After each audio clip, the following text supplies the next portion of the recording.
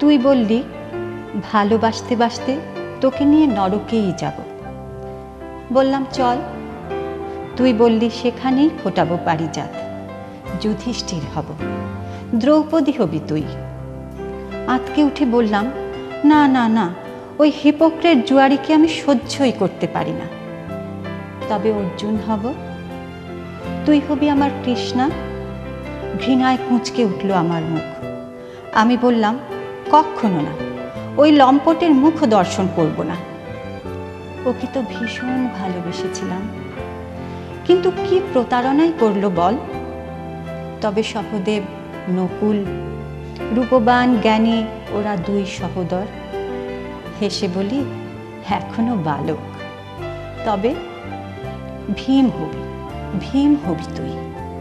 তোর কোলে মাথা রেখে মরণেও সুখ। জন্ম জন্মান্তর ধরে তোকেই চাইব আমি।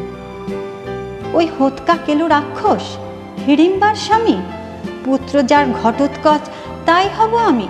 ছি ছি ছি ছি। ওই তো পুরুষ, রাগ আছে, ক্রোধ আছে, স্ত্রীর অপমানে কষ্টের বোধ আছে। কৃষ্ণার অপমানে দুর্যোধনের উরুভঙ্গ করেছে কে? ভীম। দুঃশাসনের রক্তপান করেছে কে? শৈরিন্দ্রির অপমানে কীচক বধ করেছে কে?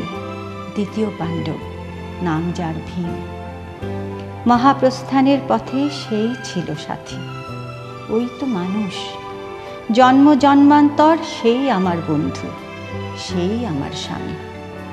বিরক্তি ভরা কণ্ঠে তুই বললি, ভ্যাট, নরকেও যাব না, তোর সাথে স্বর্গেও যাব না।